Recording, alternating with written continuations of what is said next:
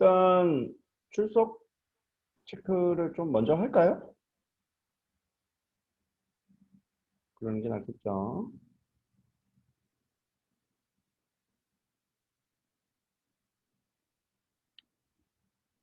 출석 체크 할게요.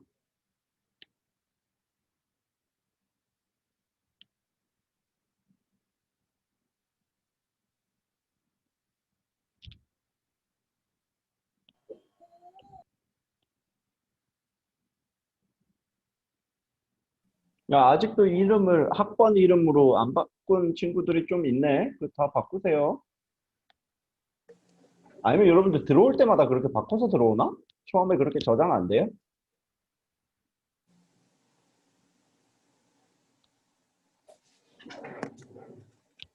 들어올 때마다 바꿔야 돼요?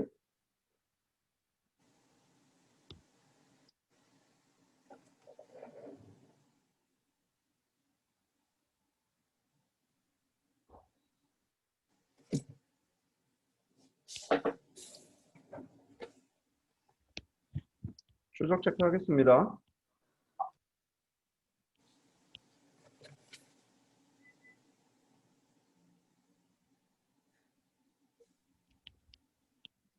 음, 오케이, 여기까지. 지금까지 출석 체크 했고요.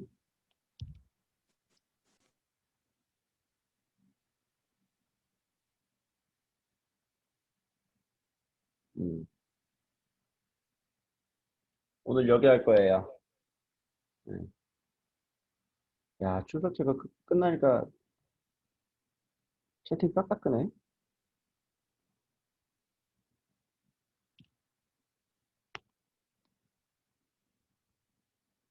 아니구나.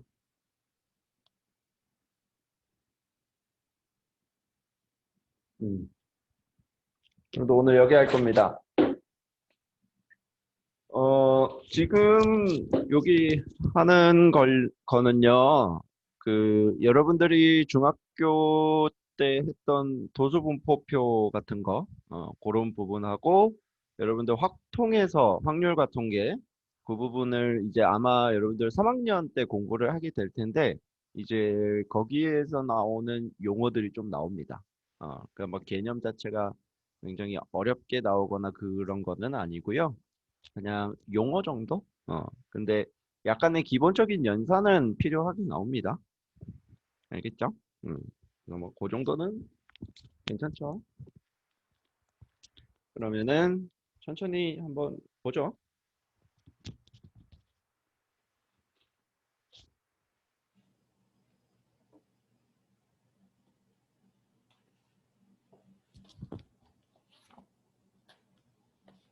음.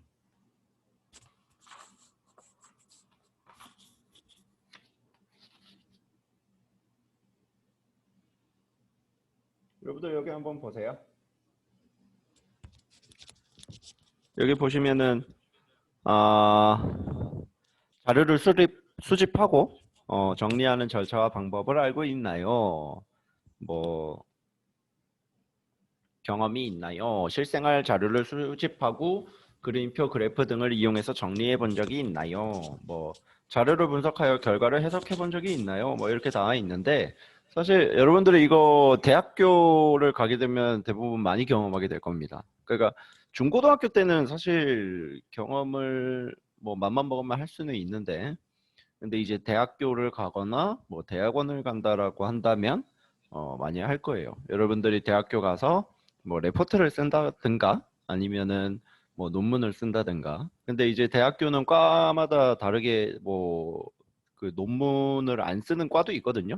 쌤도 대학교 때는 논문 안 쓰고 졸업 시험만 보고 졸업을 했어요. 그래서 학부 때, 대학교 때는 논문을 안 써봤고, 대학원 가서 논문을 써봤거든요. 그래서 여기에서도 이런 자료 수집하고 뭐 정리하는 거, 이런 거, 그 좀 익숙하지 않은 친구들 같은 경우에는 사실 좀, 네.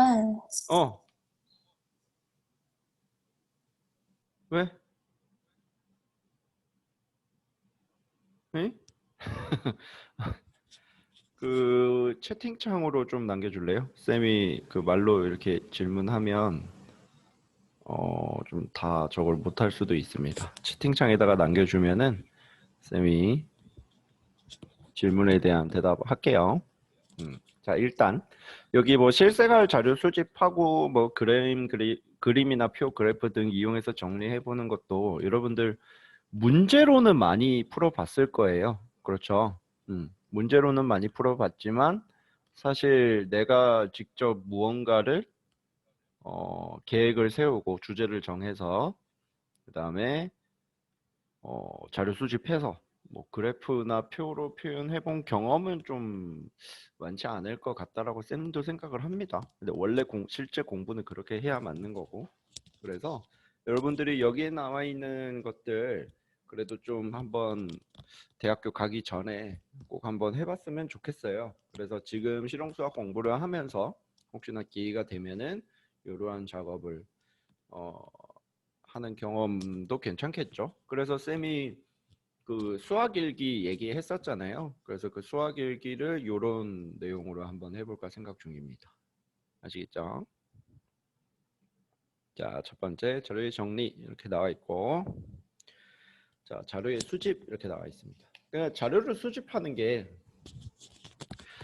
뭐 그렇게 그 대단한 거길래 뭐 이렇게 나와 있냐. 자료 수집은 그냥 구글이나 네이버에 검색해서 찾거나 아니면 책 문헌에서 찾거나 그러면 되는 거 아니냐. 막 이렇게 물어볼 수가 있는데 이제 물론 맞습니다. 그렇게 수집하는 거는 맞는데요.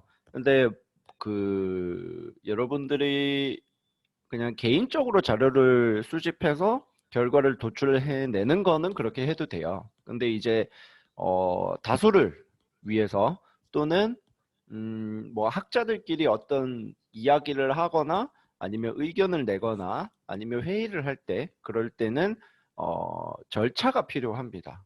그러니까 뭐 꼭 학자들 그것뿐만이 아니라 여러분들이 나중에 대학교를 가게 되더라도 또는 회사를 들어가게 되더라도 뭐든지 절차라는 게 있어요. 그래서 그 절차를 좀 알고 있어야 되고 그 절차대로 어떠한 일을 진행을 해 나가야 일관성 있게 어떻게 뭐 일을 마무리 지을 수가 있겠죠.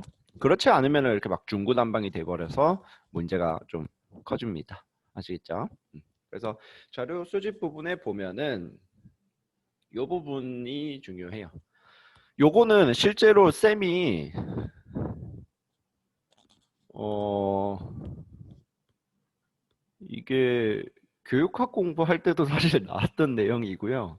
그 다음에 그 실제로 쌤 논문 쓸 때도 그 안내해주는 거 책자에도 이러한 내용이 나왔었던 내용들입니다. 그래서 실제로 연구를 진행을 할 때, 어떠한 연구를 진행을 할 때 이 순서대로 전 세계에 있는 모든 사람들이 해야 된다라고 약속을 해놓고 있는 상태입니다. 그러니까 뭐 미국인이 논문을 써도 한국인이 논문을 써도 저쪽에 유럽의 어떤 뭐 프랑스인이 논문을 써도 이 연구 진행 절차에 의해서 논문이 완성이 되는 겁니다.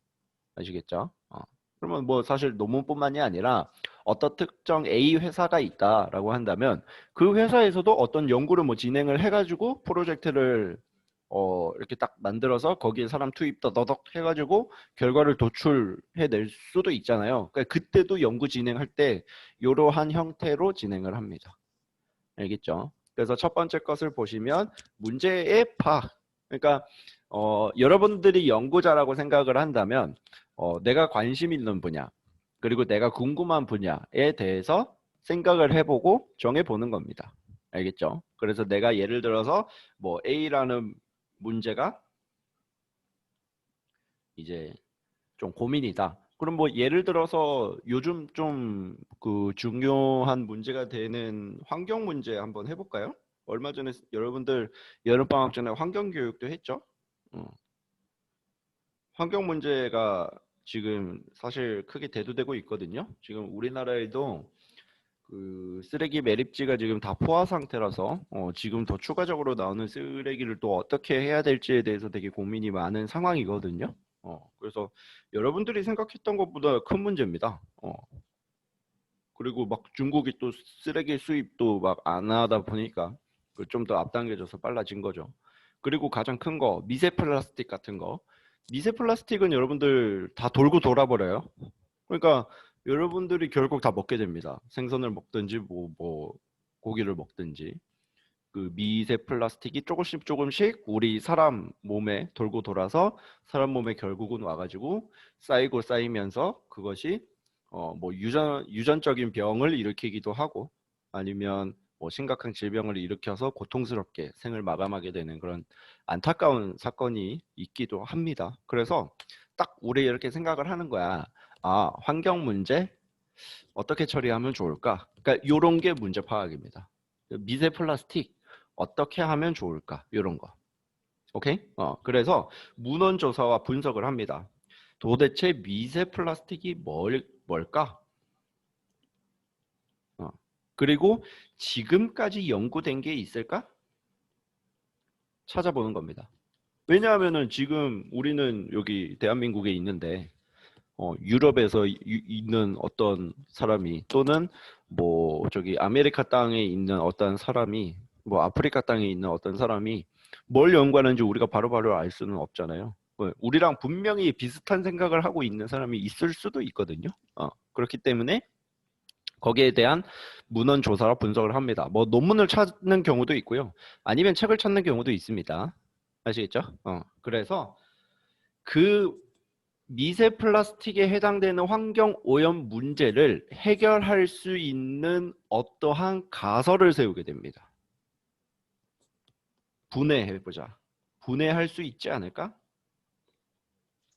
뭘? 미세 플라스틱을. 그럼 좋은 거잖아요. 그쵸? 왜냐하면 분해해가지고 어떤 뭐 배설물로 나온다면은 그건 또 자연에서 돌고 도는 거거든요. 그럼 미세 플라스틱이 지금 문제가 되는 게 분해가 되지 않고 계속해서 그 배설물을 통해서 돌고 돌기도 하고 결국 분해가 되지 않기 때문에 몸에 계속 쌓인다. 이게 문제인 거거든요. 그래서 분해를 할 수 있다면 어떻게 될까? 이렇게 가설을 설정하는 거예요. 그러고 나서 자료를 수집합니다. 그러면 이 첫 번째 조사 분석하는 것과 그 두 번째, 네 번째 이 자료 수집하는 점의 차이점은 뭐냐면요. 두 번째 문헌조사 분석 같은 경우에는 약간 범위가 좀 더 광범위하다, 넓다라고 생각하시면 돼요.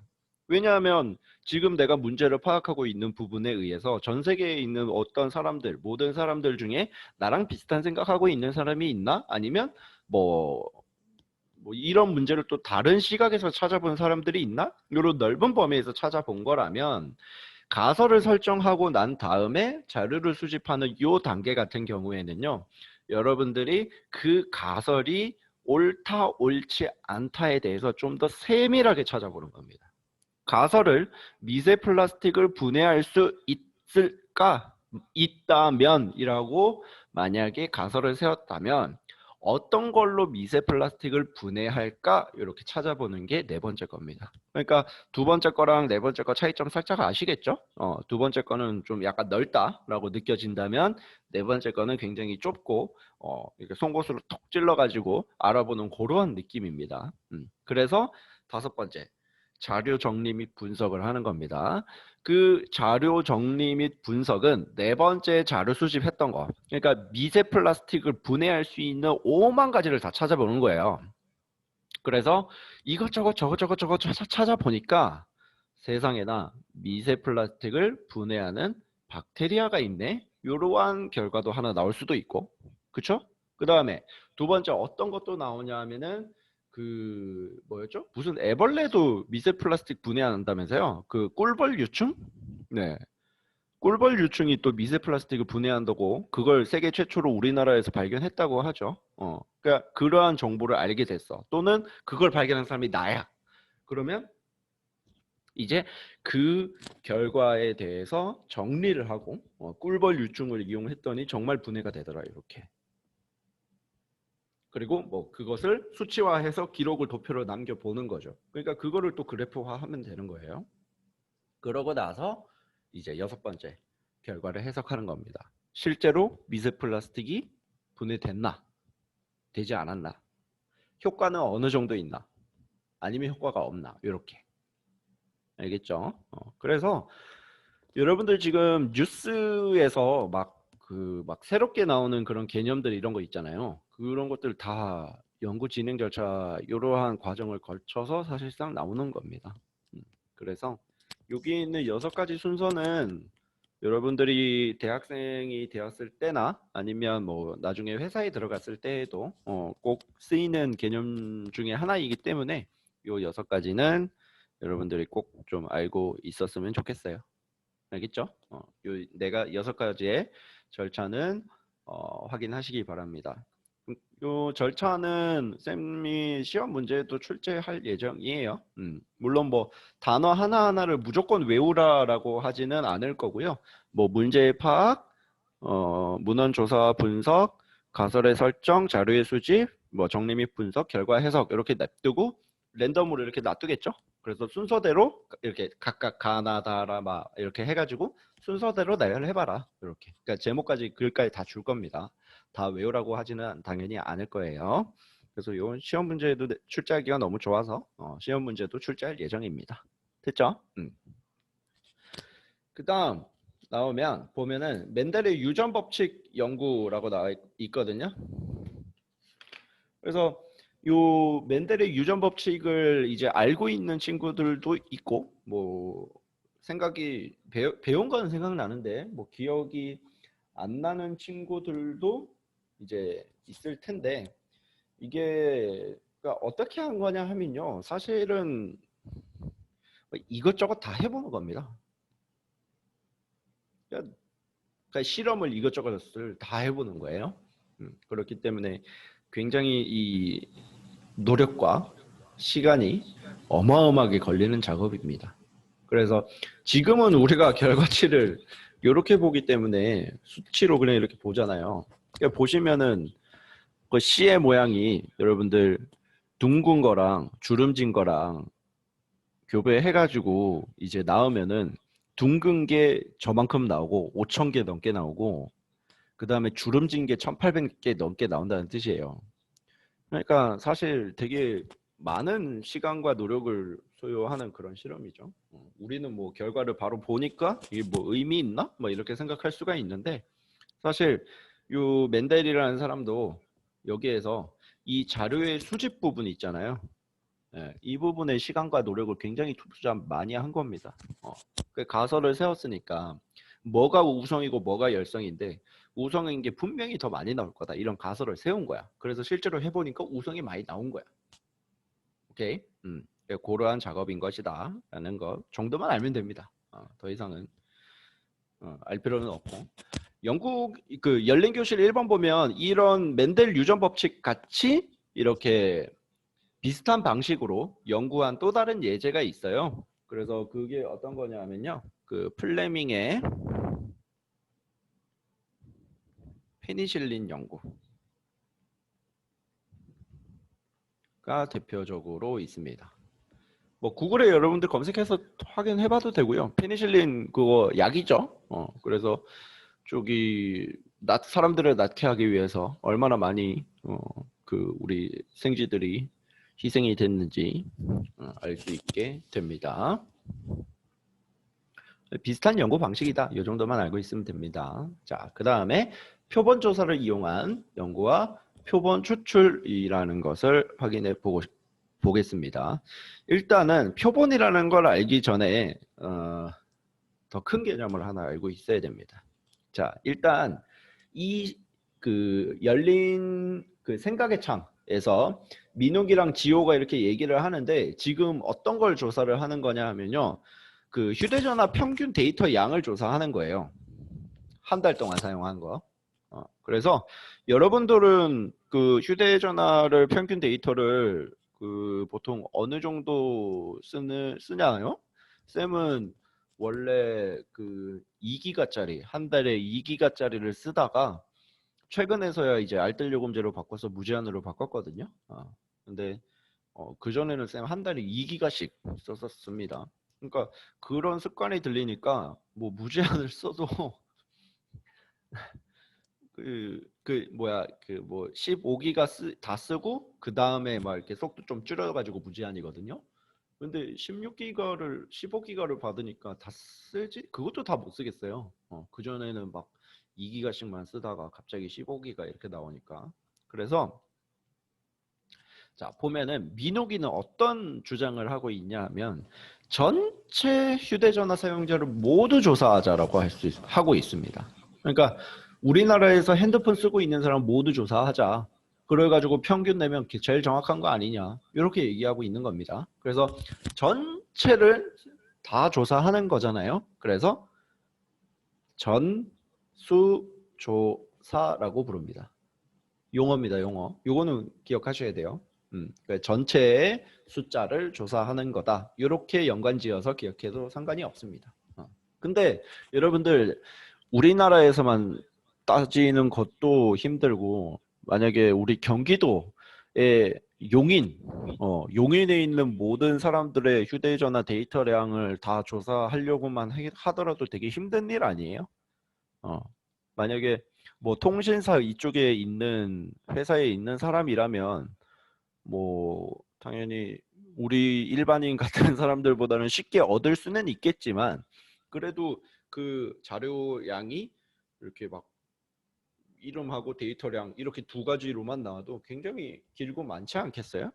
그래서 전수조사 같은 경우에는 첫 번째로 가장 큰 장점은 뭐냐면 제일 정확해요. 음, 가장 좋습니다. 제일 정확합니다. 그렇죠? 근데 단점은 뭐냐 하면 조사하기가 힘들어요. 이유는 뻔하죠. 왜? 너무 많으니까. 너무 많으니까 조사하기가 힘든 겁니다. 그렇죠? 음.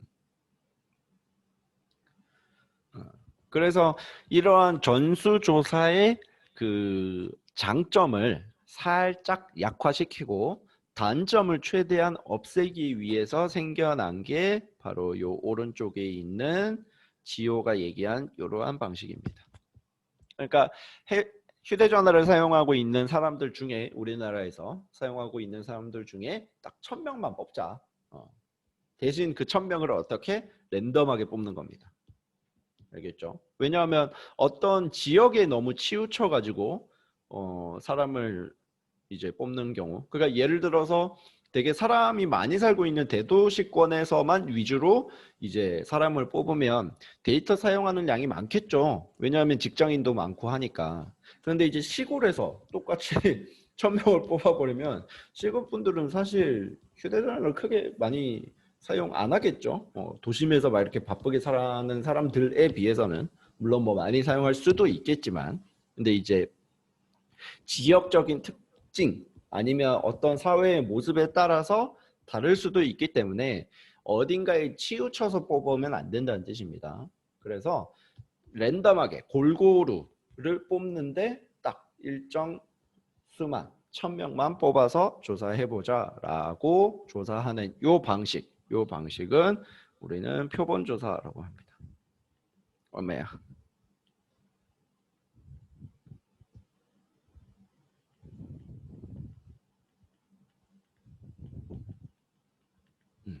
그래서 요 1000명이 표본이 되는 거죠. 오케이. 그래서 표본조사 같은 경우에는 약간 정확도는 포기한 겁니다. 정확도는 조금 내려가요. 근데 요 조사가 힘든 이 단점, 가장 큰 단점이죠. 네, 이것을 해결하는 겁니다. 근데 정확도도 조금밖에 내려가지 않기 때문에 또는 알 수가 없기 때문에 그 오차 범위라는 이야기가 나오는 거죠. 오케이? 그 오차 범위에 대한 얘기가 여기에서 나오는 겁니다. 전수조사를 하면 오차 범위가 나올 필요가 없죠. 전체를 다 조사한 거니까. 근데 표본을 일부분만 조사를 하다 보니까 분명히 전수조사였을 때랑은 차이가 좀 있을 거다라고 예상을 해서 만들어낸 게 오차 범위입니다. 알겠죠? 그래서 이렇게 나와 있고 요 전수조사 요 녀석은 다른 말로 총조사라고도 합니다. 총조사. 근데 뭐 크게 중요한 얘기는 아닙니다. 오히려 전수조사라는 얘기가 더 많이 쓰여요. 알겠죠? 그래서 뭐 예를 들어서 뭐 이런 것도 있겠네요. 뭐 어느 고등학교 학생들의 평균 키 알고 싶을 때, 근데 이제 막 모든 학생들을 다 조사하기가 너무 힘들어서 한 100명 정도만 뽑아서 하려고 하는데 골고루 뽑으면 되겠죠. 그렇죠? 골고루 뽑거나 아니면 그래 학교 정도 다니면 다 조사할 수 있다. 그냥 싹 다 조사해버리자 해서 한 1000명 정도 그냥 조사할 수도 있는 거고, 예, 그런 얘기들이 나와 있습니다. 좀 이렇게 나와 있고, 그 다음 이제 모집단과 표본에 대해서 이야기를 할 건데, 모집단은 이거 어미 모자입니다. 그래서 막 이렇게 생긴 거 있죠? 요거 어미 모자 쓰거든요. 그러니까 엄마 집단이라는 뜻이에요. 그러니까 원래 자체. 그러니까 예를 들어서 그러니까 모집단도 지정하는 거에 따라서 다 바뀝니다. 그 만약에 우리가 우리나라에서 안경을 쓴 사람은 총 몇 명일까라고 했을 때 모집단은 우리나라 전체의 모든 국민 숫자가 되는 겁니다. 근데 다 조사하기가 힘드니까 우리나라에서 안경 쓴 사람이 총 몇 퍼센트가 될까라는 걸 조사할 건데, 다 조사하면 너무 힘드니까 서울 경기 지역에서만 뽑는 거야. 그러니까 서울 경기 지역에서만 표본을 딱 뽑아가지고 이제 안경 쓴 사람을 확인해서 50%딱 나왔어.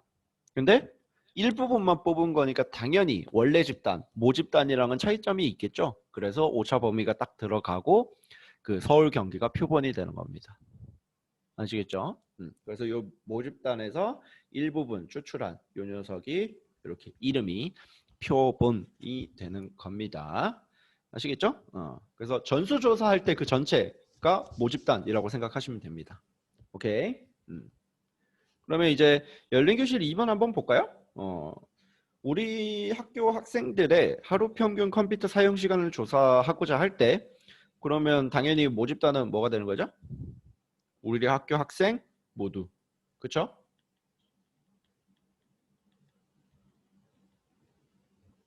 이렇게 되는 거고요. 그리고 조사해야 할 항목. 조사해야 할 항목은 뭐죠? 평균 컴퓨터 사용 시간이 되겠죠. 평균 컴퓨터 사용 시간. 이렇게. 오케이. 그래서 뭐 크게 어려운 내용은 아니죠. 되게 쉽죠. 그래서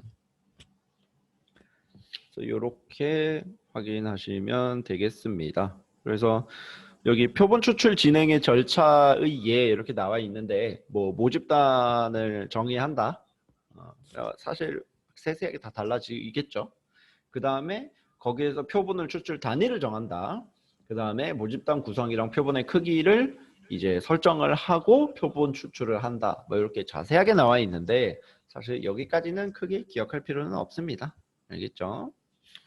그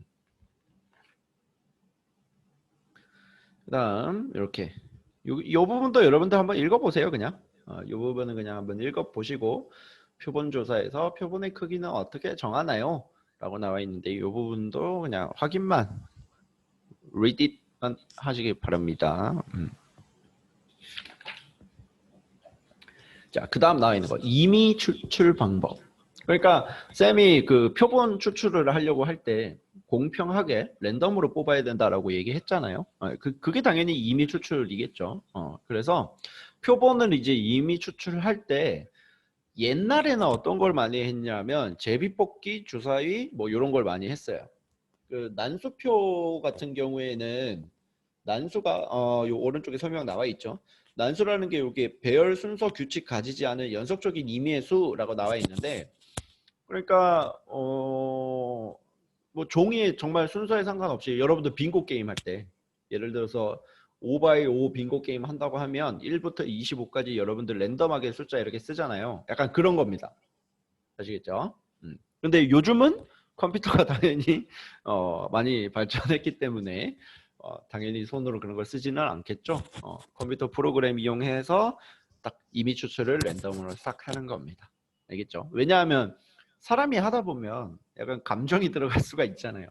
그러니까 그러한 단점을 최대한 배제하기 위해서 컴퓨터를 쓴다라고 생각하시면 되겠어요. 알겠죠?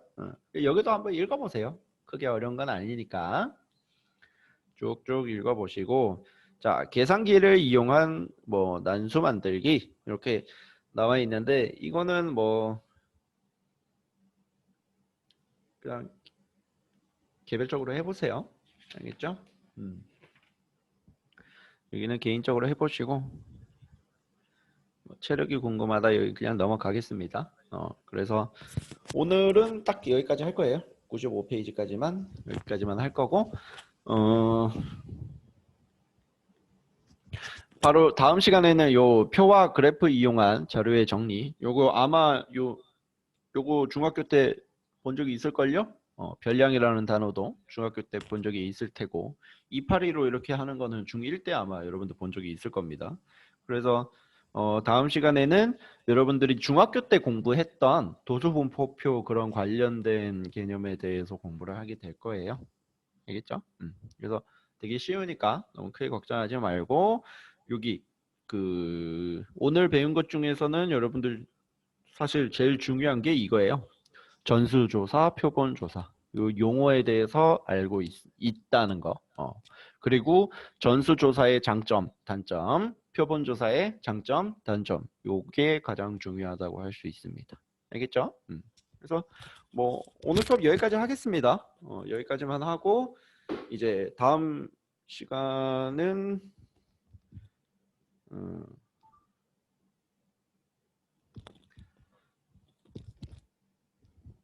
다음 시간에 하죠. 다음 시간이 언제죠? 내일인가? 내일 수업이네요. 네. 내일 또 바로 열심히 하죠. 오늘 수업 괜찮았죠? 음, 온라인으로 수업하느라 힘들 텐데. 여러분들 지금 접속해 있는 친구들 이거 한 번만 더 찍을게요. 스크린샷을. 잠깐만요.